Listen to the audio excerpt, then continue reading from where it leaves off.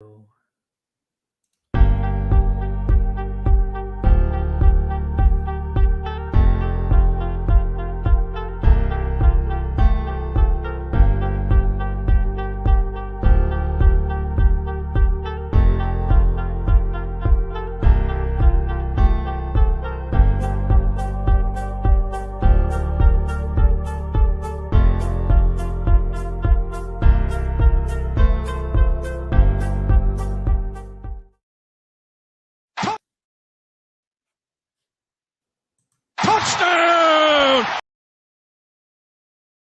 What's up, guys? It's your boy Mayhem Matthew alongside Ballard Sports Media. We are doing the Touchdown Tuesdays. I don't know what episode this is, but it's season 2 for sure. Yeah. How you doing, Ballard? Man, it's been a hot minute since we done this show, but I know I haven't been putting out much content. I've been working hard, been balling at school. How you doing, man? I see your channel's growing. Yeah, just trying to put some content out there and stuff like that. But how about we talk a little bit about college football? Let's do it, man. Nothing better to talk about today. All right. So over the weekend, we had some really good games, and then we had some not really good games. I think we can talk about these games, and the first one I want to talk about today from last week. Let's talk about the Penn State versus Illinois game. Penn State won 30-13. Tell us your thoughts on these two teams. Yeah, so I think a lot of people were high on Penn State going into the season. I think the question was, how good were they going to be? I did like what I saw from the Illinois defense. I just don't know if we should look at Penn State and say, oh, you struggled a little bit against Illinois. Or is Illinois that good that they were able to hold Drew Aller and company to 30 points? What's your thoughts? Yeah, I think Illinois is a good coached football team. I wouldn't call them elite or great, but I would say that they're good. They're a good football team. They're a Power 5 football team, and they're a good coached football team. They do have a great head coach, and was it Brent Milaba or something like that? Bielema. There you go. And then you have Penn State, which, I think 30-13, I think that's a great win. I think Drew Lar, was tested in this game. I think Illinois does have a pretty good defense. They're not the best team in the world. I would, say that they're more of like an Iowa type team. Would you agree? I think so, even though it looks like Iowa in ways has improved their offense. But yeah, I mean, it seems like Illinois wants to win defensively. I know Georgia has done that for a while. They've finally figured out offense and winning national titles. Shout out to the dog fans out there. Enjoy it because Alabama's coming. But no, I mean, getting back to Illinois for a second, it looks like they're finding ways to get creative to win the football games. Maybe a pick six or fumble recoveries, force the turnovers, get off the field on third down. Doing it with defense, I think, has been the way to do it in college football. And as long as you stick to that, that's probably what it's going to be. Would you agree? Yeah, let's get into a little bit of stats here. Drew Lar, 16 of 33, 208 yards.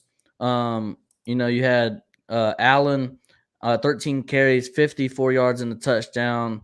And then the receiving, you had Singleton, 3 receptions for 49 yards. So I feel like Drew Lar, probably this is his worst game played, but you got to be honest. I'm pretty sure that this is their first Power 5 opponent, and Drew Lar is brand new to the college stage. So I think he performed well enough to get the win, 30-13. I feel like Penn State is a team to look out for in the up and coming weeks. I personally think that Penn State's going to find a way to win the Big Ten, but that is a little bit way too early to be talking about that. It's only week 3, right?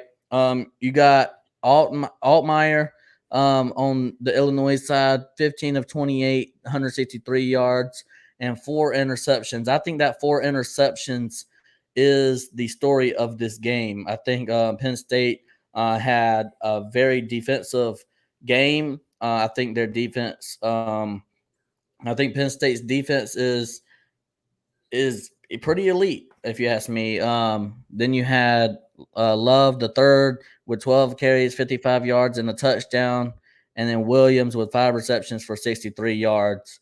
So I think this was a very defensive game, if you ask me. For sure, man. Absolutely. And, I think it's one of those things that it shows you how good Penn State is, but also what we could find out down the road. I mean, the season's still just getting started. We're coming off week 3. We could find out maybe, just maybe, Illinois is not that good of a team, but I'd like to believe they could win 6 or 7 games this year. So I'm going to go off the fact that Penn State was good enough to go on the road and win by 17 points. So moving on from that one, you were high on this team in the offseason. Michigan State dealing with some stuff with Mel Tucker. They got to get some stuff straightened out. He's suspended. He actually just got fired. If you want to talk about that, you can. But how about Washington going on the road 41-7? Michael Penix is that dude. He put up 473 yards passing. What you think?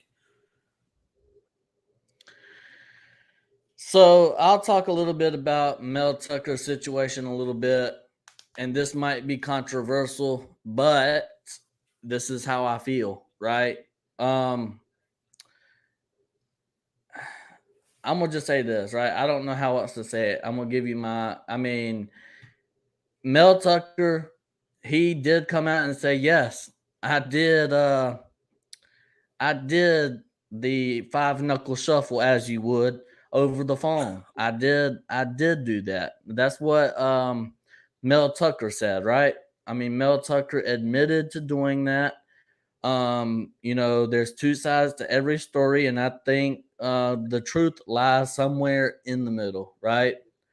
Now I'm gonna be honest.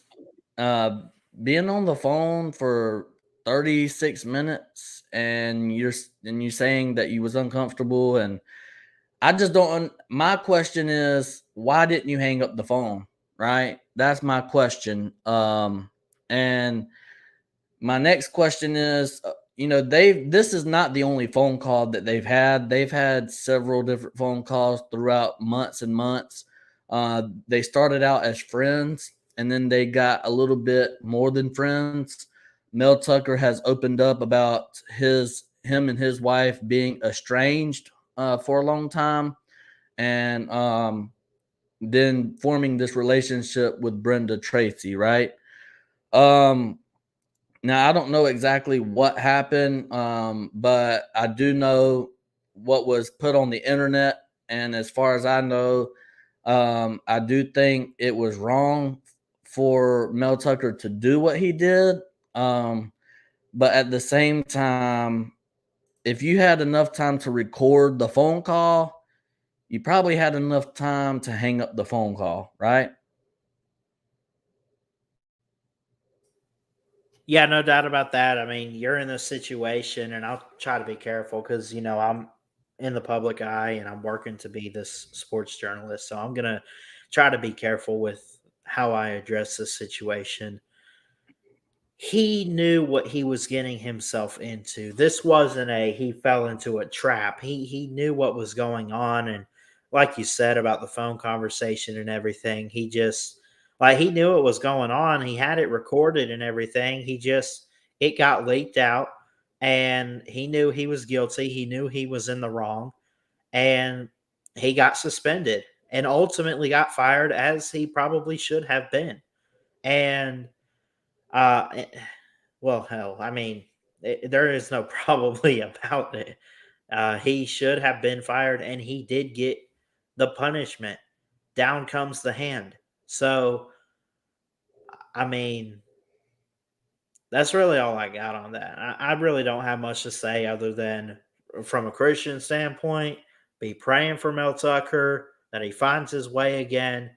But if I'm any college football team out there, because of this situation, I would not hire him on my staff. Would you agree? You would not want him on the staff? I mean, he's got a great football IQ and mind. It's just like, do you want to be a part of the current situation going on? Well, I think Mel Tucker. I'm gonna just go ahead and say it. I mean, if you don't like me after this, oh well. But I think yes, Mel Tucker did wrong. He should be fired. Yes, he shouldn't have done what he did. But I do think that he he was done wrong, man. Um, they didn't. Michigan State did not want to pay him that $70 million, and this was a good way to get him get from not paying that $70 million. And I really do think that if you have several different conversations for several different months, there's proof, that they've had a relationship ongoing, not just that one phone call. I just It's hard for me to believe that it's all Mel Tucker's fault, is what I'm saying. I mean, yes, Mel Tucker did wrong. He should be fired. I get it, but there has to be something else to that story that that either we haven't seen yet, or that hasn't came out. But I think both sides, there's something to both sides. I think both sides were at fault here. But talking about college football, Michael Penix Jr., he went 27 of 35 for 473 yards and 4 touchdowns. That's about as elite as you're going to get. Rushing, they had 15 carries for 74 yards, and the leading receiver was Odozune, 8 receptions for 180 yards. I told you in the offseason about this guy. He was one of the elite receivers coming back for this Washington offense. I warned you about him. I warned you about Michael Penix, and then over on the Michigan State side, you had Kim, 12 of 31 for 136 yards and an interception, and you had Carter, 17 carries for 48 yards, and their leading receiver was Fitzpatrick, 1 reception for 61 yards. Washington absolutely beat down Michigan State. And if you're a college football fan, you've seen this coming. With the whole deal with Michigan State and all that stuff, they lost they lost their head coach and all that stuff. You knew that this beatdown was coming.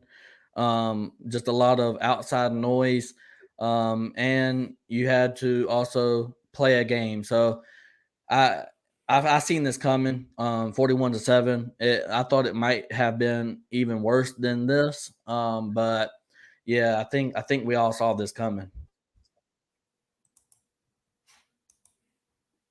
Yeah, absolutely. Um, it's yeah,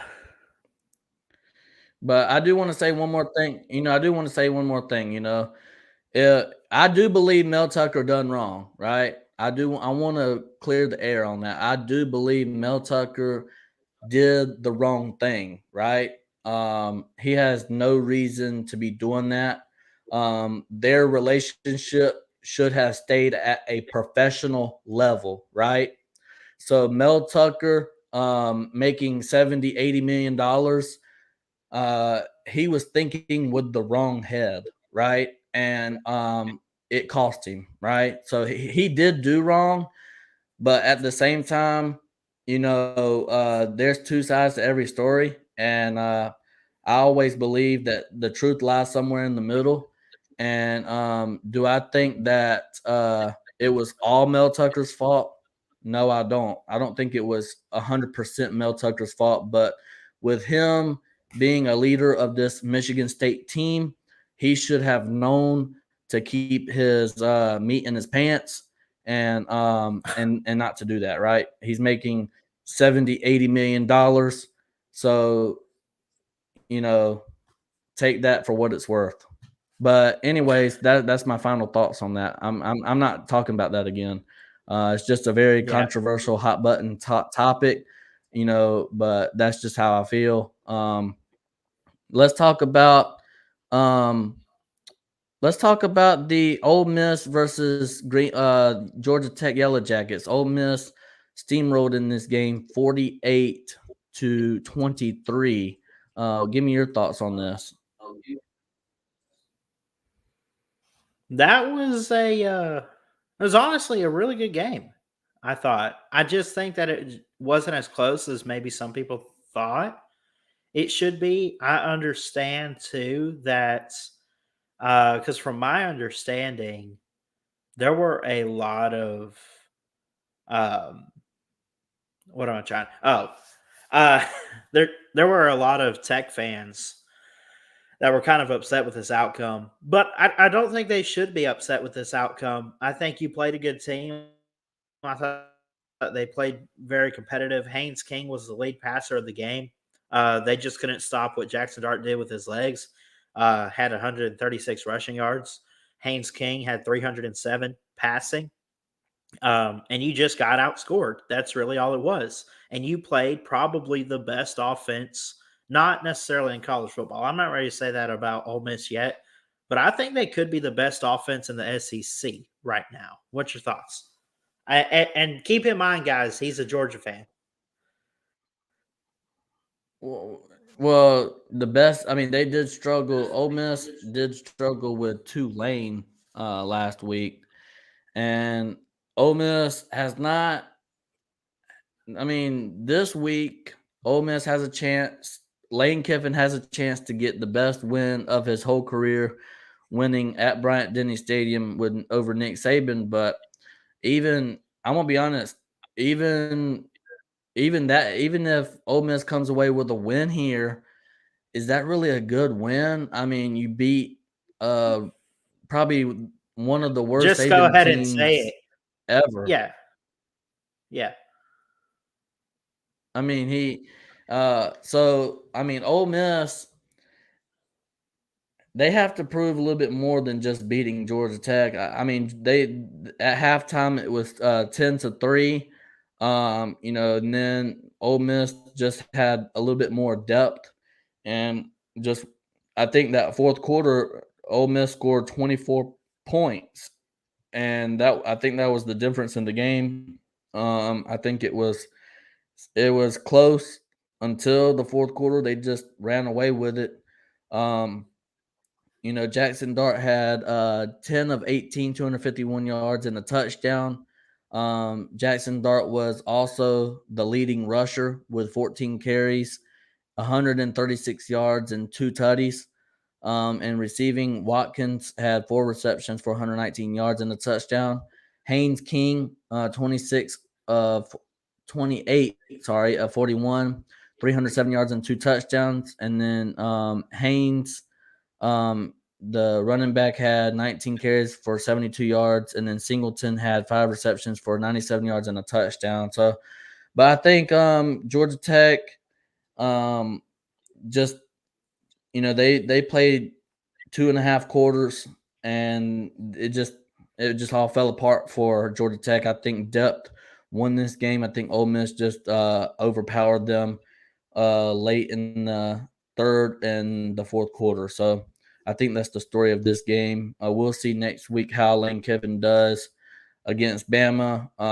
I still think Bama's going to win. I know that's spoiler for what we're going to talk about later in the show, but I still think Bama wins this game because I just don't trust Ole Miss right now.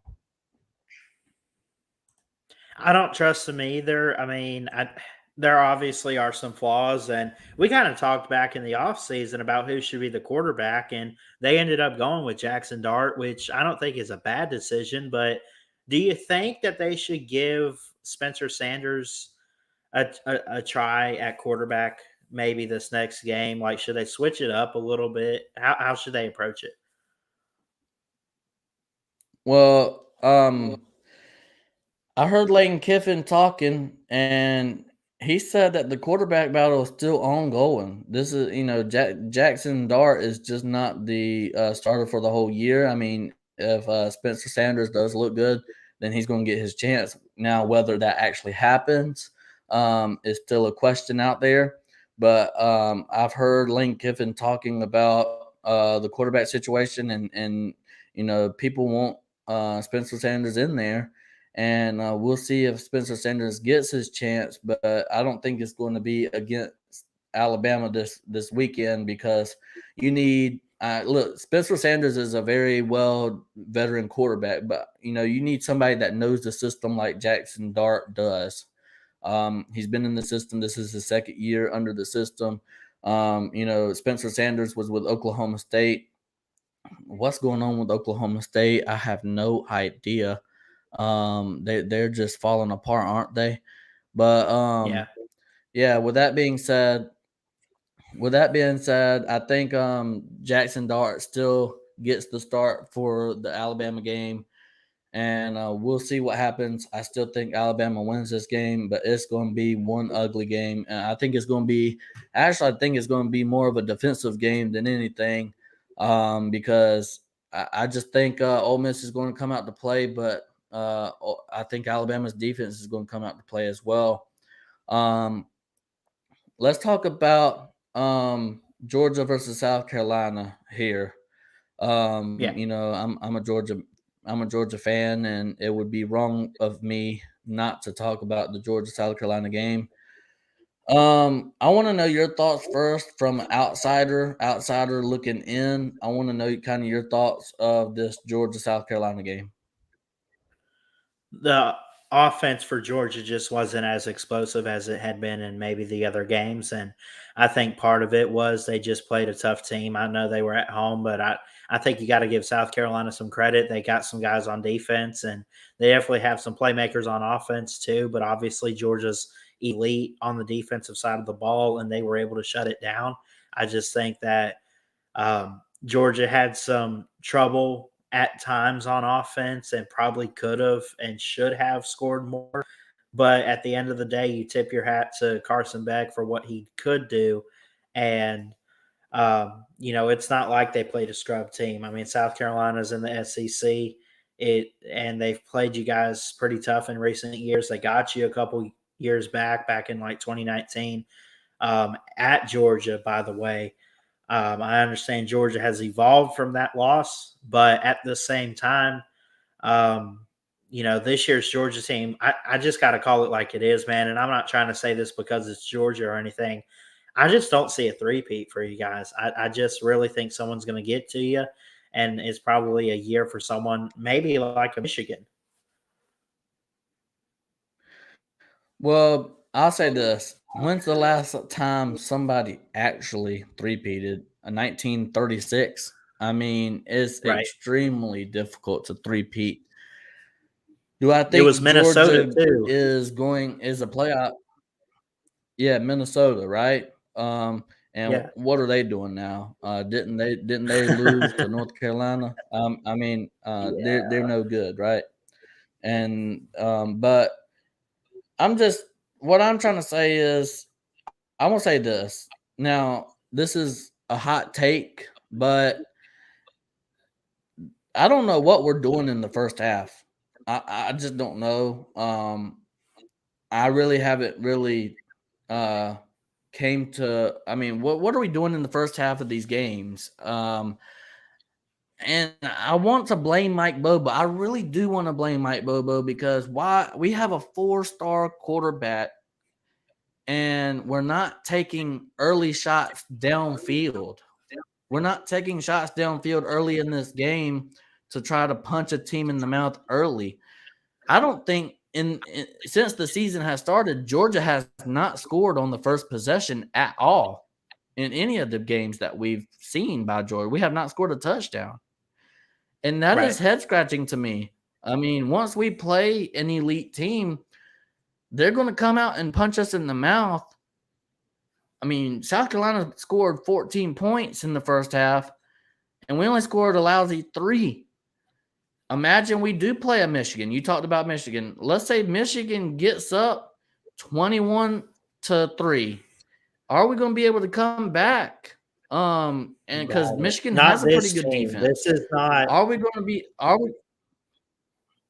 I was just going to say, I don't think it's this year's team. Like, it's not last year against Ohio State for you guys this year if you get behind in a playoff game. But go ahead. I mean, what I need to see from Georgia is some early shots downfield. That's what I would love to see. I would love to see Georgia come out slanging the ball. Now, is it because Mike Bobo don't trust Carson Beck? Is it that we want to establish a run game? I mean, what is it? Is it because I feel like running the ball is a mindset, right? You hear coaches like Coach Prime, which we'll get to later, talk about running the ball is a mindset. We're going to run the ball, and there's nothing that you're going to do about it, right? That's kind of like a mindset. And Georgia, coming into this year, we all thought that Georgia was going to have the best offensive line in the country, but they're not playing like it. They're not playing like the best offensive line in the country like they have been the last couple of years that we've seen, right? I would like to see that get better. I would like to see more downfield passes early in the game. I don't know why we're running, and then whenever we do throw, it's a swing pass, screens, it's to the sidelines. I don't understand.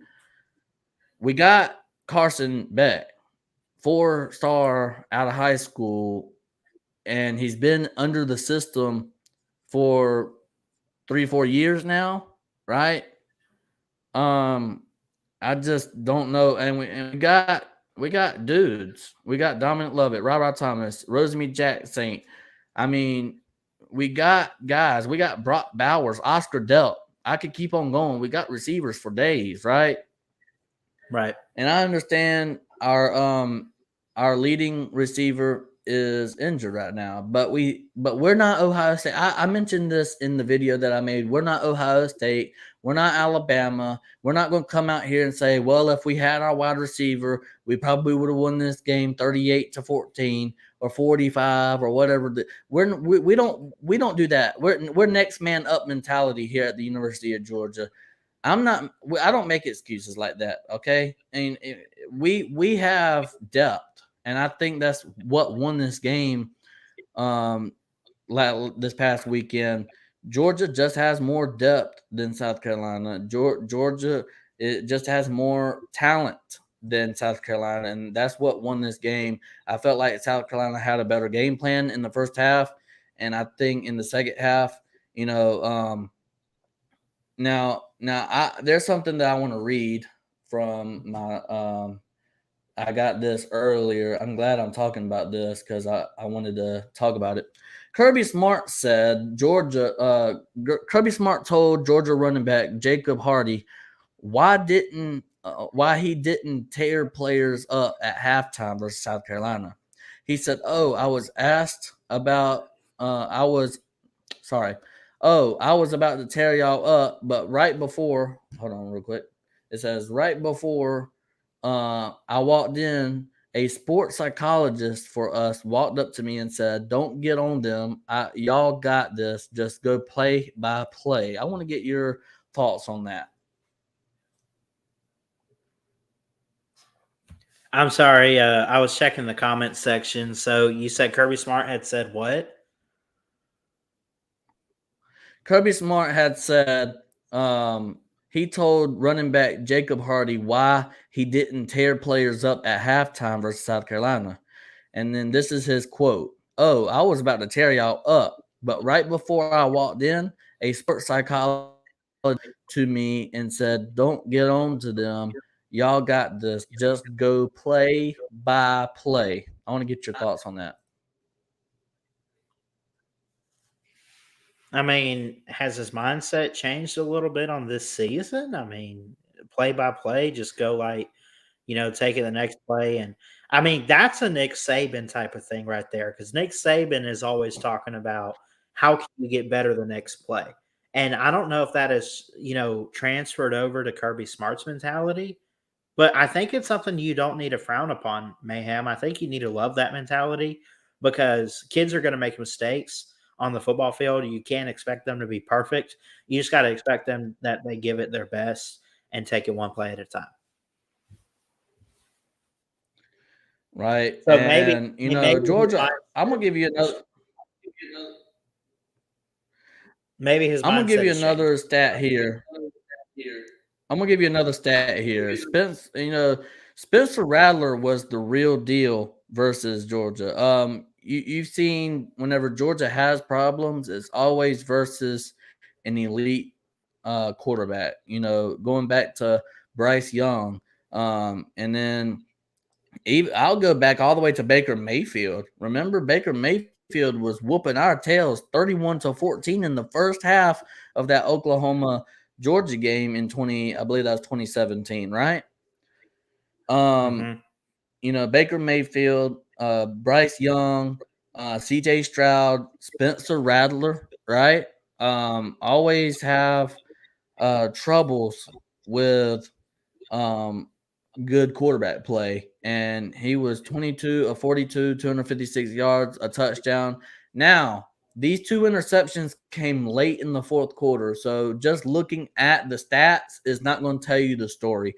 This guy was running all over Georgia's offense. It really was. He was the best player on South Carolina's team, and it showed on the football field. Spencer Rattler was also the leading rusher with 8 carries for 35 yards.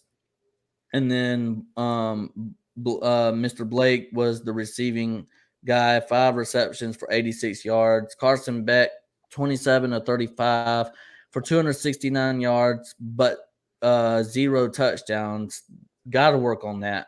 And I would like to see Carson Beck get at least one passing touchdown next week as we play UAB. Then we had Edwards, 20 carries for 118 yards and a touchdown, and Rosemy Jackson, 6 receptions for 71 yards. Donovan Edwards, no, Dejon Edwards, sorry, had that one touchdown, and he went over 100 yards. So we're glad that he's back. He's been injured the last 2 games, but he came back to play this past weekend. Glad to see him back and up and running. But I mean, I think this team showed a lot of resiliency, and they came after halftime and they played Georgia football. I think the play calling looked a whole lot better in the second half than it did in the first half. And yeah, I blamed Mike Bobo in that video I made, but I mean, I don't know if it's all Mike Bobo's fault, but I feel like we need to come out fast, aggressive. We need to throw the ball. Yeah, we did good running the ball. We went over 100 yards rushing with Edwards, but I don't know. Listen, this is a pass happy league, and we have a 4-star quarterback that has an elite arm, can throw it downfield. We've seen it in the second half of this game. Why didn't you do that in the first half? I don't know, but I'm kind of beating a dead horse here. So let's talk about.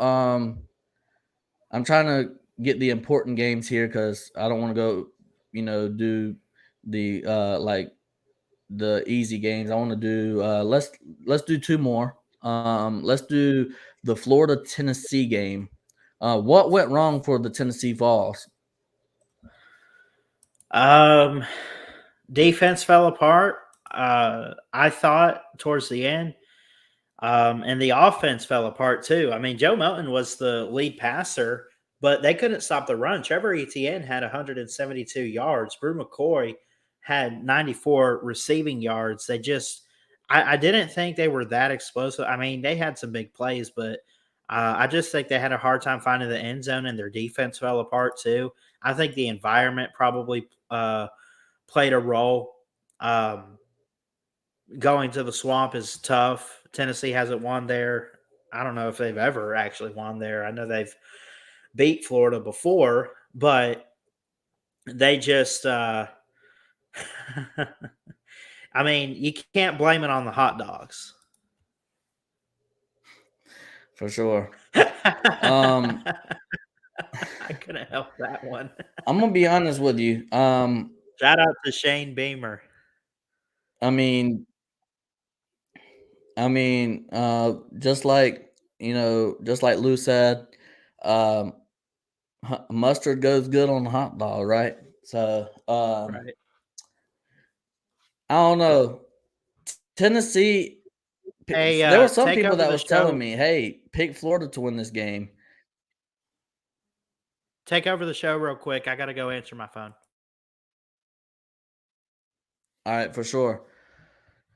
Yeah, a lot of people were saying take Florida to win this game, right? And the Swamp is very hard to play in at night for sure.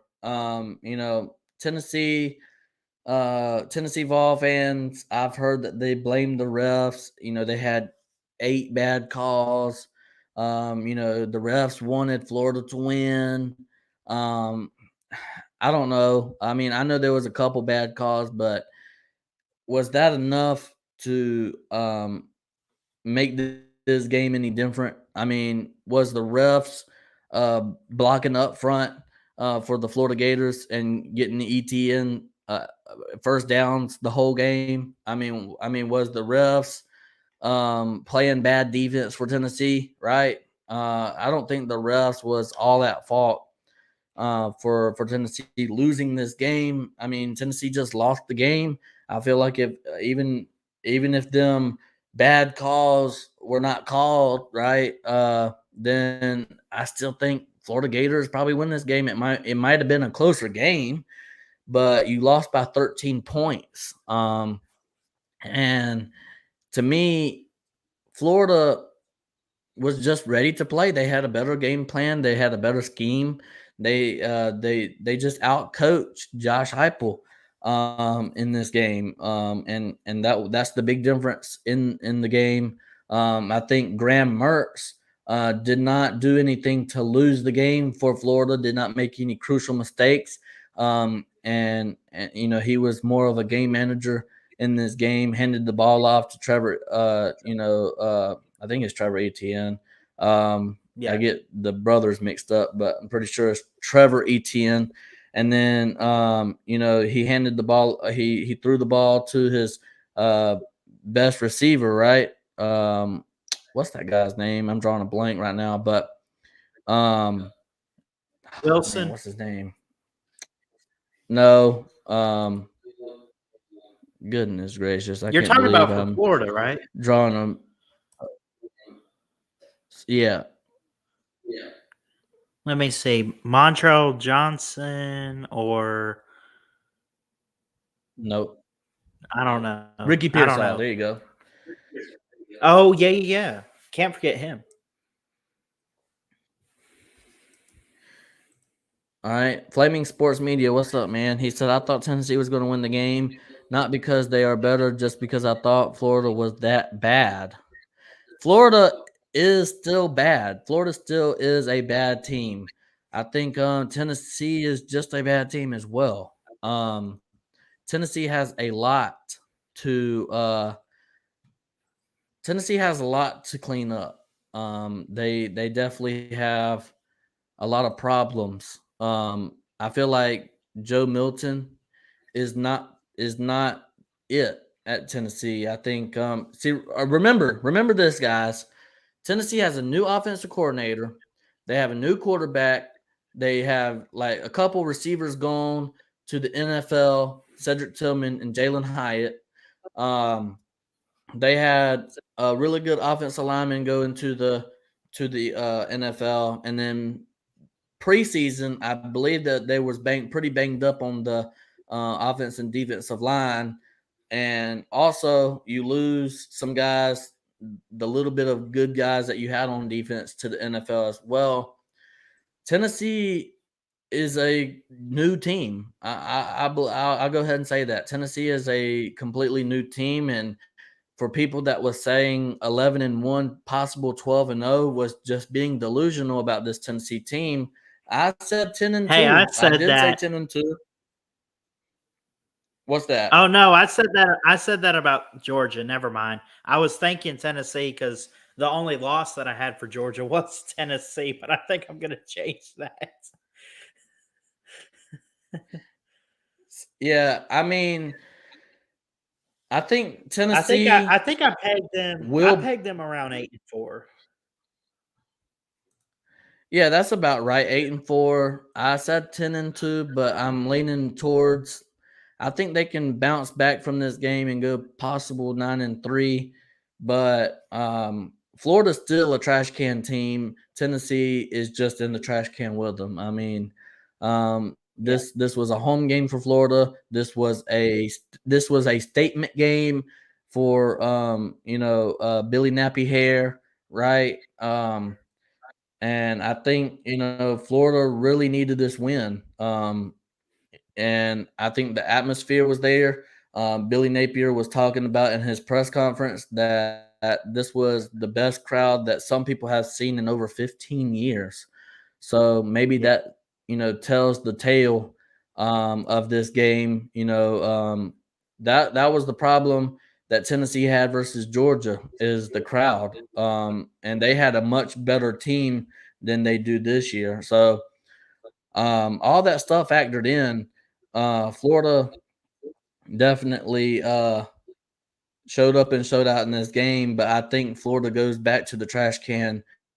I think Tennessee can bounce back, but Florida, I mean, this was a good win for Florida. Don't get me wrong, but don't think that Florida is going to go, 10-2, 11-1 now since they beat the mighty Tennessee Vols, right? yeah. Absolutely. Are there any other Uh, games we need to highlight and talk about before we make picks for this yeah, week? Yeah, I was going to highlight this real quick. Milton is not the answer, but he's got experience, and you can't bench him and give up on the season, not after one loss. I totally agree with that. I definitely Yeah, totally agree with that statement there. You got to, you got to, you got to keep on going with him. Maybe change up the offensive philosophy and give plays to Milton that is his strong suite or strong suit. I meant.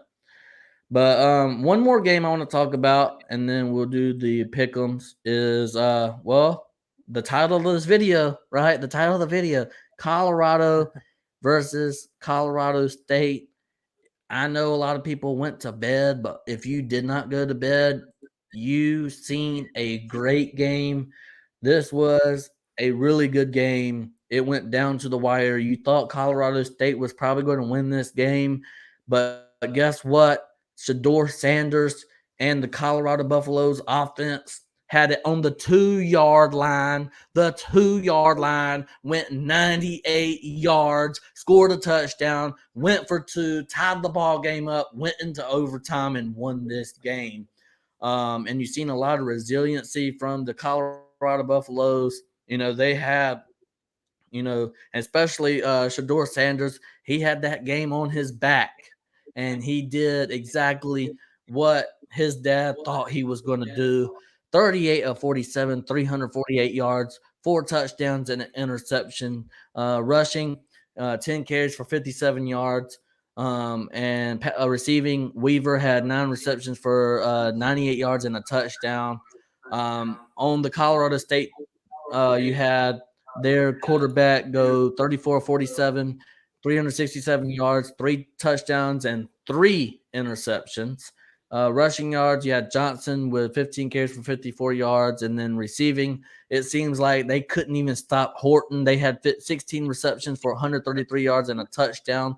Horton was just killing Colorado Buffalo's secondary all game long. It seemed like Colorado State came to play this game. They probably were the better team for 3.5 quarters, but it's a 4-quarter game. Well, actually, it went into overtime, so it was a 5-quarter game, right? Went into overtime, and Colorado got the W. Give me your thoughts on this game. Yeah, I mean, I think it, it lived up in terms of, I mean, College Game Day went there, and I'm going to be honest, I had questions about it, but I think for a good rivalry game, I think it lived up. And I've never actually watched Colorado play until this year. And let's be honest, we're only watching Colorado because of Neon Dion Sanders. And I mean, that's the only reason you're watching the Buffaloes this year. But that game was actually pretty damn good, dude. That was awesome. And, to have that 2-point call at the end of the game instead of just kicking an extra point, like that was gutsy. To go for it right there, that was incredible. But man, I will say Yeah, this. Deion Sanders had. Colorado has got to find a defense or they're screwed. Well, I mean, let's look at the Pac-12. They're up in the rankings, right? All up and down the top 25. Name me, other than Washington. Name me a team with a good defense in the Pac-12. You don't have one. Exactly. I mean, So you really don't. yeah. I mean, yeah, Colorado has a bad defense, but so does all the rest of them, pretty much. I mean, Southern Cal has a bad defense. Oregon, I don't think has a really great defense myself. I mean, they have a better defense than Southern Cal and maybe Colorado. But I mean, that's just the Pac-12 way. Score a lot of points and no defense, right? Right. Yeah. But Colorado needs to, Colorado lost. We all know that Colorado lost Travis Hunter, and he's okay. He came out and he said he's okay, and but we still need to pray for Travis Hunter. That was a really hard hit. I think it was a hard hit for no reason. I saw the play.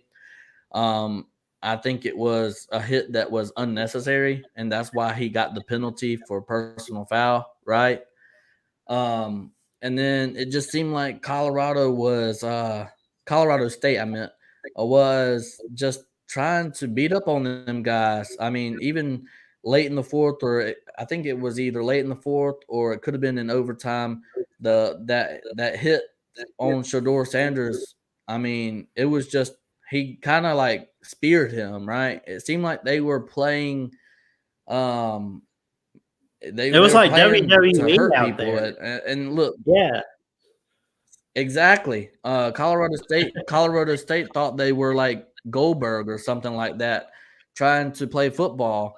And it was uncalled for. It really was. But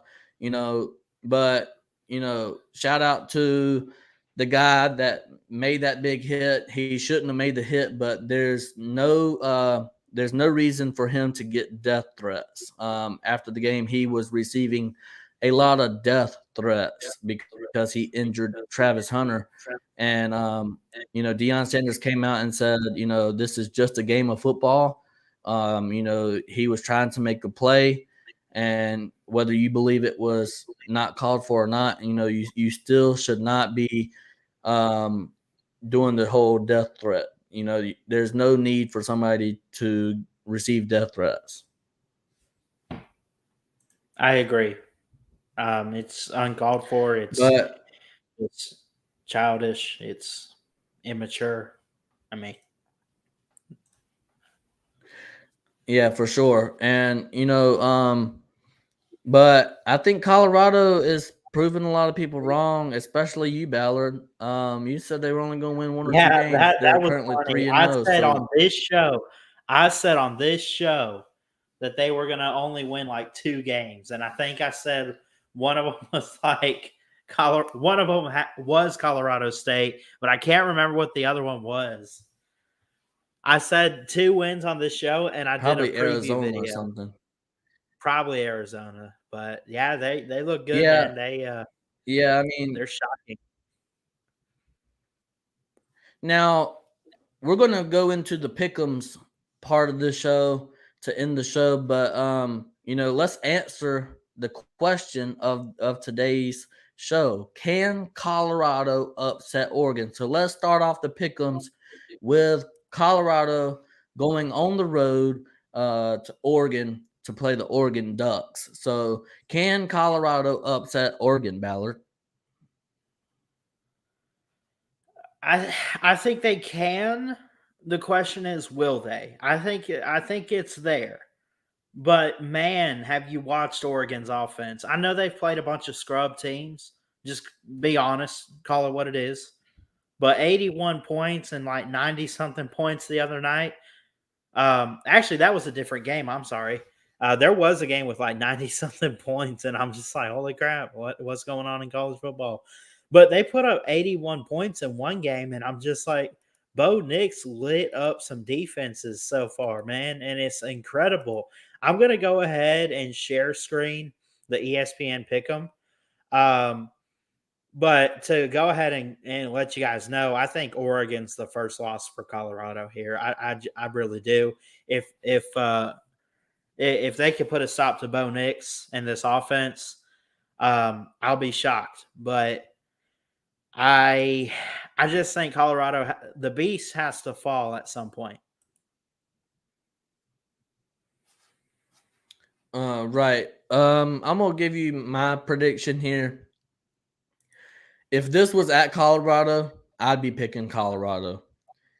Since it's at Oregon, I got to go with Oregon. I'm not really high on Oregon this year. I'm just not. A lot of people are. I'm not. Oregon can definitely be beat by Colorado, but will it be this weekend? I'm going to say no, unfortunately. I'm cheering for Deion Sanders and the Colorado team. I want them to prove everybody wrong. I want them to prove me wrong because I said that they were going to go 5-7 was their ceiling, right? Now people are saying the ceiling is 6-6, 7-5. I don't see that. I still don't see that. I'm going with my original pick, and I'm picking Oregon to beat Colorado. But if this were at Colorado, I would have picked Colorado to win this game. And Flaming Sports Media, he said he don't care if Oregon was favored by 100. He's riding with Colorado train until it crashes. And then Cody Hankins, he said he got Oregon to upset Colorado. Is that really an upset, though? Oregon is like ranked in the top 10, and Oregon Colorado is it's in the not an top upset 20 at all. somewhere. It's not an upset at all if Oregon wins. But Oregon should be favored, and they're just a better team. Anyway, let's get into the pick'ems. Let's get into the pick'ems, Mayhem, and this first game. What's your thoughts on Auburn and A&M this year? What do you like from both of these teams, and then ultimately, who do you think is going to win this game? Because I'm thinking, I love the A&M defense so far, but I think Auburn's got something figured out a little bit offensively with Peyton Thorne. Yeah, you gotta always like Texas A&M defenses. That's the one right thing that Jimbo can scheme up. I don't know if I like Auburn in this game. I like Texas A&M to win this game. Auburn, to me, they struggled with Cal. They didn't really. They haven't came out and beat somebody, like whoop somebody's tail, and I was like, man, that was a solid win. I'm worried about Auburn. I mean, I didn't ever think that. So with that being said, I'm taking Texas A&M to win this game. I think this is a game. It's a must win for Jimbo. Coach Hugh Freeze, this is his first year at Auburn. He could lose this game and people will still like him. But as far as A&M goes, this is a must win for Jimbo Fisher. And if he could get his players behind him, which I think will happen, I think Texas A&M wins this game. Texas A&M has too much talent, man. Texas A&M has too much talent to be losing games like this, man. They just do. And Jimbo has to find a way to put it together. Give me Texas A&M to win this game.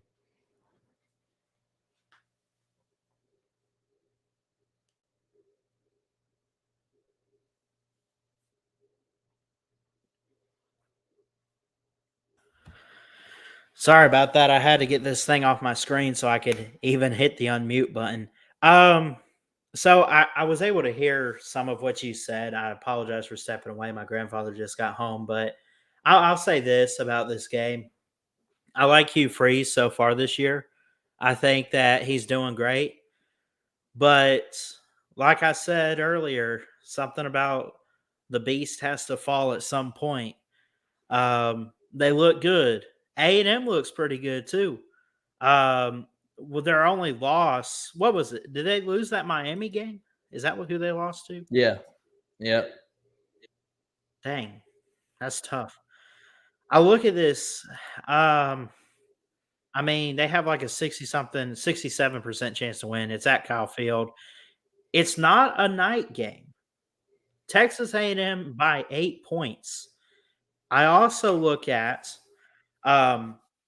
with Connor Wakeman, who's a 5-star phenom freshman. Texas A&M has 467 total yards. They just can't. The only thing is they can't run the ball. Auburn's rush defense looks pretty good, but so does Texas A&M. They were able to take care of ULM last week. Auburn, meanwhile, is struggling to teams like Cal. They're blowing out teams like Sanford. This, believe it or not, Mayhem, would you agree this is a tough game to pick at the moment? But even though you're leaning towards the Aggies, no, I'm pretty confident in my pick. Texas A&M should win this game and will win this game. I just ever since I know it's only one game, but Auburn really struggled with Cal, and I don't like the Auburn team.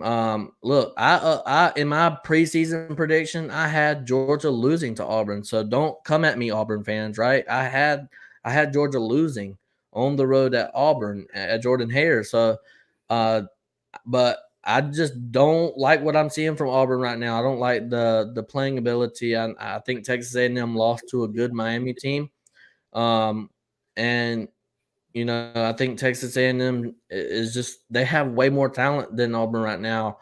Now, if this game was played, next year or the year after, then maybe I pick Auburn. But right now, I'm picking. I think this is a pretty easy pick to pick Texas A&M.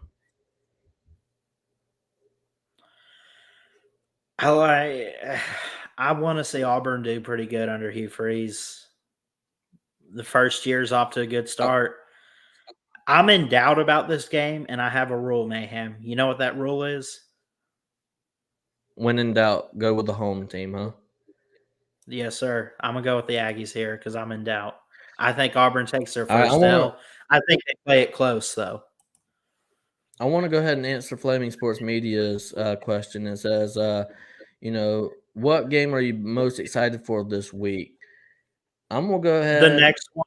and say, I'm gonna go ahead and say Clemson, Florida State. I will. That's my answer. Do you want to come back to this one and pick it later, or you want to go? No, ahead I want to go ahead. I want to go ahead and do it.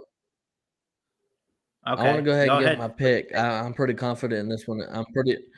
It's very tough to win in Death Valley. And I think Florida State is like less than a touchdown favorite to win this game. And Florida State, on my channel, I have hated on Florida State so much, right? I have hated on Florida State so much. Yep. Guys, listen to me. I have hated on Florida State so much. And guess what? I'm not going down without a fight. Give me Clemson to win this game. Give me Clemson to win the No game. I'm way. not going down without a fight. I'm still a Florida State hater. Go Tigers. He said it like Coach O, too. He said, "Thank you, go Tigers." No, man, I Hey, got give to me the disagree with Tigers you to on this win. one. Jordan, I know you're not buying the hype. Here's my defense for Florida State to win this game, though. Does Clemson's offense have what it takes to match up with Florida State's? What's that? Does Clemson's offense have what it takes to match up with Jordan Travis and Florida State? You want to expand on Oh this? yeah. Listen, I think the Clemson team that we seen. There's a little bit of echo. Sorry about that. But I think the Clemson team we've seen versus Duke is not going to be the same team that we see playing Florida State. Clemson has a very good defense. Clemson has I wouldn't say a very good offense, but they have the offense to beat Florida State's defense. I'm just not. I mean, listen, I ate my crow whenever they spanked LSU, but I'm gonna have to eat my crow again if Clemson loses. I still think Clemson's a playoff team. I know that's a bold take, but guys, that's what we do here. That's what we do here on the Touchdown Yeah. Tuesdays. We make bold takes. I'm still all in for Clemson this year. So I'm riding with Clemson. I think Clemson defensively has figured some stuff out in the last couple of weeks. I think K Klubnik is probably going to feel a lot more comfortable in this game. They're playing at home.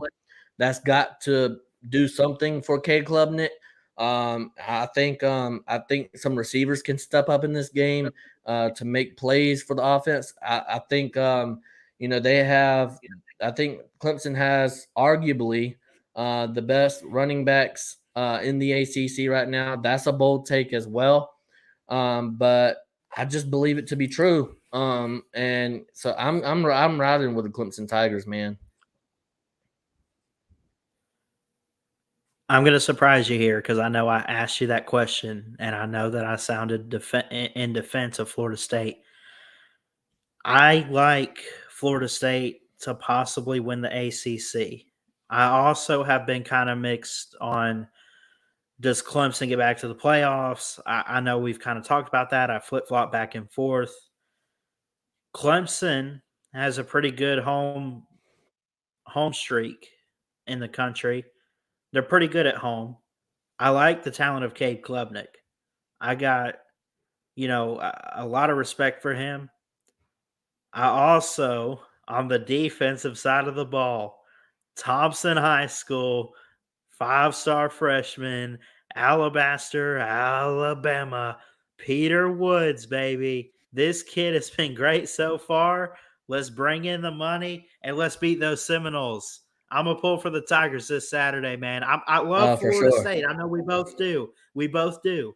But they gotta fall somewhere, and I think it's in Death Valley this weekend.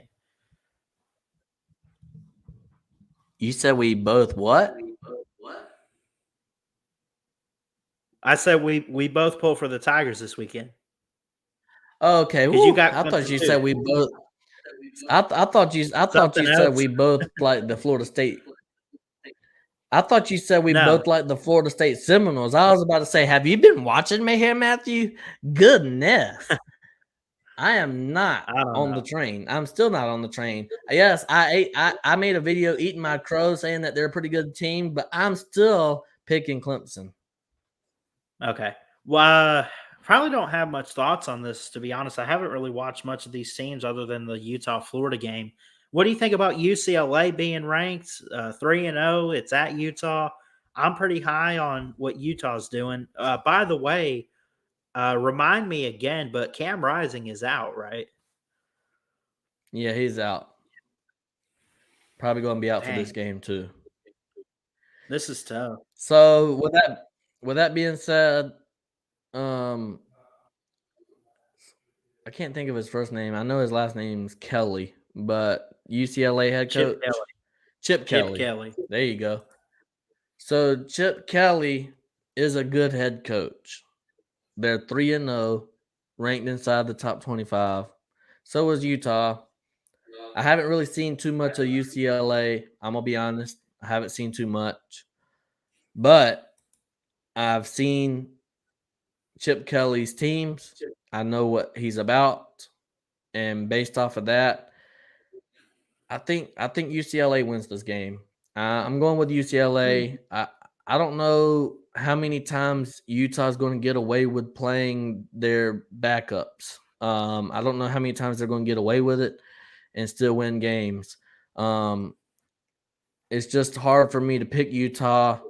Um, I'm going with UCLA. I know I haven't seen any UCLA games. I'm pretty sure that they've only played some scrubby teams and won probably big on all of them. But give me UCLA to win this game. I just can't pick Utah. I mean, Utah's a decent team, but without Cam Rising, it's just hard for me to pick Utah. So give me UCLA. I'm going to agree with you. I smell an upset here, and I don't know if it's that big of an upset. I like Utah this year. They're not my pick for the Pac 12 anyway. I knew they were going to fall and lose a couple games. And like you said, how long are they going to get away with playing the backups? And I'm going to go UCLA here. I think UCLA's defense has looked pretty good this season, and I think Utah is struggling without Cameron Rising. I think that they're struggling right now as an offense, and they're lucky to be 3-0. Their first game was Florida. That's all I got to say. Oh boy, um, can we come back to this one? Can If we you come want to, back to yeah. Bama? Okay, okay. How many more do we have here? Let's see. We got BYU, Kansas, Oregon State, Washington State, Ohio State, Notre Dame. This is a lot of games to pick this weekend. Okay, let's keep it rolling. Let's rapid fire. If you don't want to explain, that's fine. If you do, great. Kansas and BYU both undefeated. What do you think? BYU came off of massive win versus Arkansas. Mm-hmm. Kansas Jayhawks. You know they have what it takes to beat BYU, but um normally I would go with Kansas in this situation, but I watched that BYU Arkansas game. BYU showed a lot of resiliency. I know I keep on using that word in this Touchdown Tuesdays live stream, but they really did. If you watch the game, um, I'm taking BYU I agree with you. I think a lot of people are sleeping on what they could do. I think Kansas is, I don't want to say they're overrated. I mean, if you're going to pick Kansas because they're on a hot streak right now, I get it, but they're going to fall a little bit. They might go bowling, they might make another bowl game. It's great to see where the program's headed. But BYU's had some good teams. They always have a good offensive line. It's going to help the quarterback play. And Kansas, I don't buy their defense. Give me BYU. for sure. Next up, like I said, rapid fire. I think I know who I want to take in this one. I like Oregon State this year, but what do you think about this matchup with Washington State? Washington Remember, State, you a got couple weeks ago came. DJ. Yeah, You I got know. DJ over there. Yeah. Yeah, I know that. Washington State came off a big win a couple weeks ago versus Wisconsin. Oregon State, they beat up on a couple scrub teams here and there. That's a really good matchup. It's a tough game. I don't I don't I don't know if I'm really buying the Washington State hype as of right now. They might be a dark horse later on in the season, but I'm still look, I got to go with what my gut feeling says. I'm going Oregon State I think this program wants to build off of the bowl win last year, and I think they're doing that very well. I'm gonna go with the Beavers too. Okay. Oh, you missed one. This is another big one here. Notre Dame and Ohio State. Let's go ahead. Let's save stuff like that, and let's pick these last three, and then we'll come back to the bigger matchups. Memphis and Missouri. I like Missouri right now. Yeah, Missouri's going to win. There's no explanation, just Missouri. All right, rapid fire. Kansas State, UCF. You got the Gus Bus rolling in. Kansas State, one of the Big 12 favorites, but I think we all know Texas is going to win the conference. Is Kansas State, after that loss, falling off a little bit? No, I just think they thought Missouri was going to lay down and let them win. I think this is a bounce back game for Kansas State. I think Kansas State wins the game. I agree. I don't think they're falling off too much. I think they could still win 8 or 9 games, maybe get to 10, maybe 11. Maybe that's their only loss. Maybe they're on the table. I think they're a mystery team right now. They could be dangerous. Oh, good one here. But Pitt is struggling. North Carolina, what do you think? North Carolina all the way. No question. Pittsburgh's garbage. Yeah, for sure. So that leaves us Notre Dame and Ohio State. I'm going to surprise you here too, maybe. But I'm going to let you have the first words. It's in South Bend too. It's a night game. I'm picking Notre Dame to win this game. They got the veteran quarterback Sam Hartman. They got the veteran quarterback in Sam Hartman. I like what this offense is doing. I think Notre Dame is motivated. I think Marcus Freeman got them boys playing grown man football. Last year, Ohio State only won 21-10. It wasn't like Ohio State blew them off the map. That was Marcus Freeman's very first year.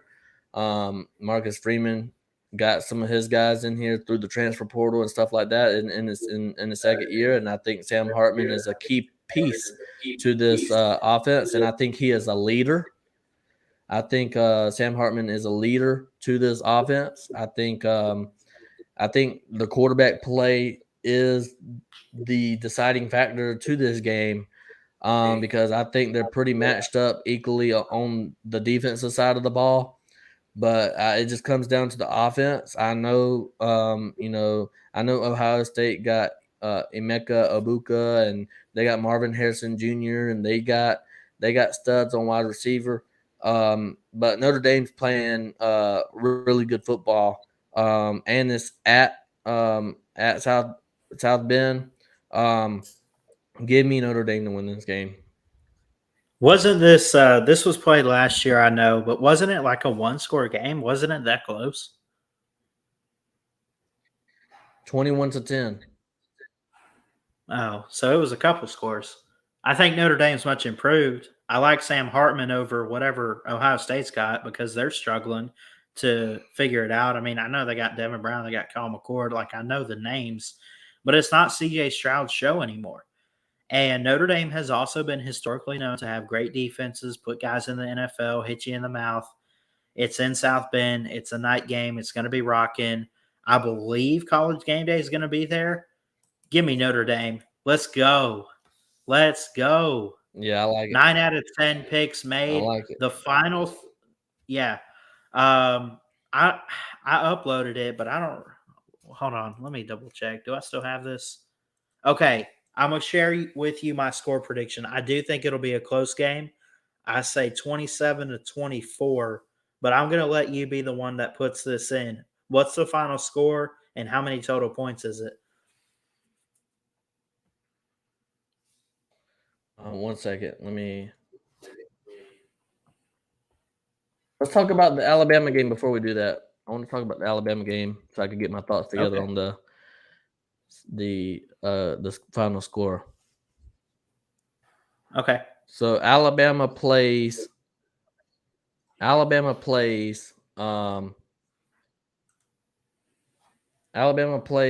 Miss and it's at Bryant Denny Stadium.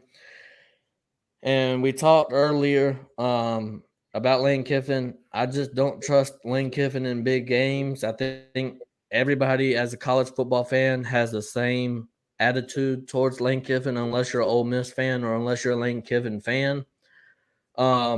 I know Lane Kiffin during this week has been trolling a lot and trying to play a lot of mind games, but it's not going to work this weekend for Saban. I think this is a statement game for Saban. And now there's a lot of rumors that Jalen Milroe was suspended last game. That's why he didn't play at all. I don't know how true that is, but there's multiple sources on YouTube and just some sources like Josh Pate, right, that could be very reliable, saying that Jalen Milroe was possibly suspended for that game, and that's to why he didn't start. But we all know Jalen Milroe is going to be the starter for the rest of the year. I don't think there's any doubt about that. But I'm gonna go ahead and say that Alabama wins, and it's going to be a rough one. It might come down to the final kick or the final play of the game. I think nobody's going to score more than 30 points. I don't believe that. I think it's going to be this Alabama game is going to probably be like a 27, 24, 28, 23 type of win. It's going to be an ugly win. I think there's going to be a lot of turnovers on both sides of the ball. But at the end of the day, I think Alabama comes out with a win. Yeah, Flaming Sports Media in here says I got to hear Ballard's thoughts on this Ole Miss game.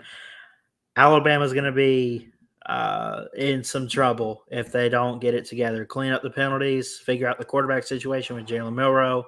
They got to be able to score. But at the same time, I believe in their defense to get the job done to stop what Ole Miss has on offense. I think the secondary can hold up with guys like Malachi Moore, Caleb Downs. I think that Jaheim Otis and those guys on the defensive line, Dallas Turner, they're going to be bulked up and ready to go. I think there's some dudes on that defense. It's probably one of the best in college football. I know they gave up a lot of points to Texas, but Texas is doing their own thing. They've shaken it off, and this will be a statement game for the defense more so than the offense. So I think if the defense holds up, I think Alabama gets it close. For sure. And I think that's what's going to play a key role is Alabama's defense. But that's my thoughts. I'm going to say like a 28, 23, 27. Yeah. Flaming Sports wants to know any streams.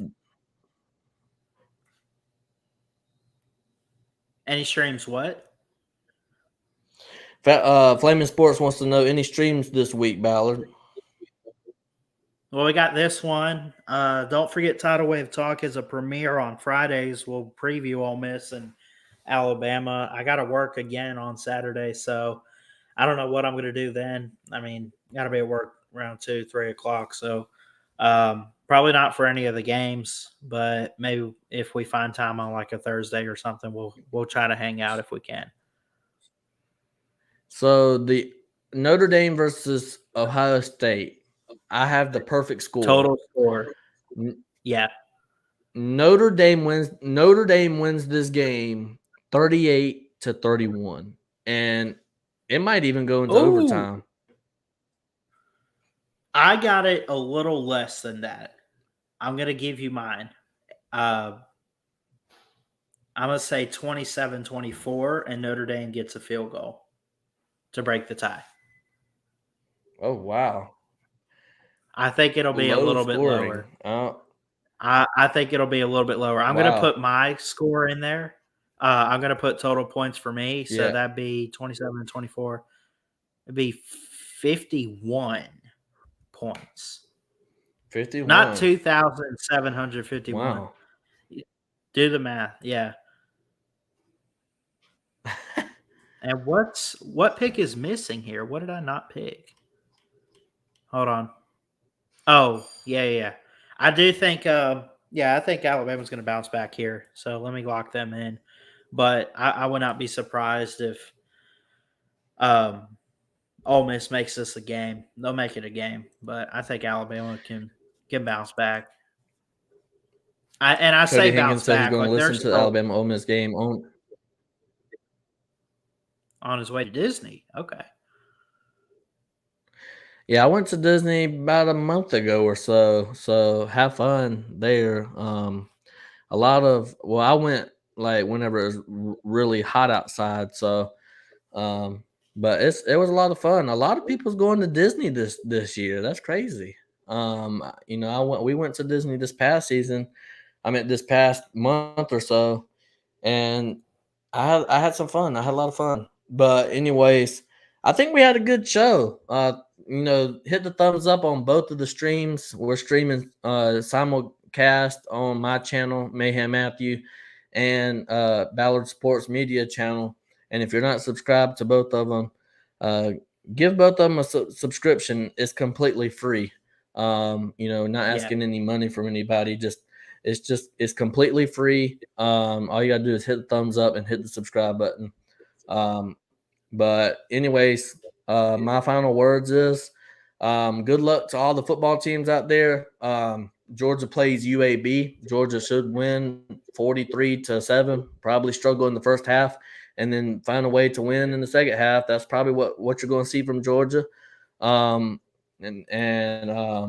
far as Alabama goes, I think Alabama barely squeaks out a win at Bryant Denny. I don't think they lose in Bryant Denny 2 times in one season. If they do, then Saban's really got to be thinking about retirement.